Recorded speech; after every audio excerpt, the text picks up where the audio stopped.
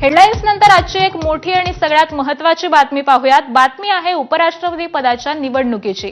देशाला लवकरच उपराष्ट्रपती लाभणार आहेत। आज होणाऱ्या उपराष्ट्रपती पदाच्या निवडणुकीसाठी एनडीए आणि इंडिया आघाडी दोन्हीही गटाची जोरदार मोर्चे बांधणी सुरू आहे। सकाळी 10 वाजता मतदानाला सुरुवात होईल। संध्याकाळी उशिरापर्यंत निकाल जाहीर होण्याची अपेक्षाही आहे। एनडीएच्या वतीने सीपी राधाकृष्णन तर इंडिया आघाडीच्या वतीने निवृत्त न्यायमूर्ती बी सुदर्शन रेड्डी यांना उमेदवारी देण्यात आली आहे। मात्र रेड्डी यांना निवडणुकी आधीच मोठा झटका बसलाय। बीआरएस अर्थात भारत राष्ट्र समितीचे 4 राज्यसभा खासदार आणि बीजेडीचे 7 खासदारांनी मतदानाला गैरहजर राहण्याचा निर्णय घेतलाय।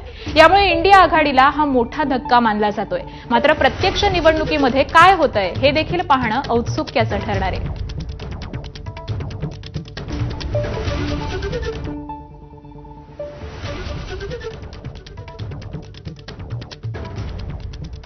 त्यामुळे आज देशात उपराष्ट्रपती पदाची ही निवडणूक आहे। सकाळी 10 वाजल्यापासून मतदानाला सुरुवात होईल।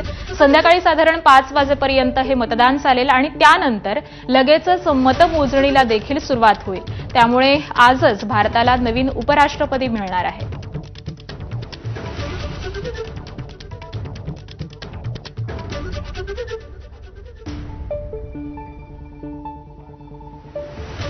तर उपराष्ट्रपती पदाची ही निवडणूक नेमकी कशी होणार आहे तेही आपण पाहूयात।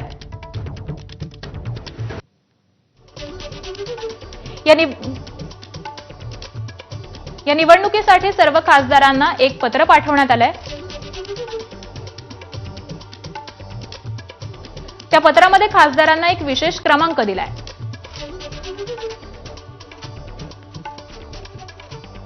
या क्रमांकाच्या आधारे खासदारांना त्यांची नावं कोणत्या भागात नोंदवलेली आहेत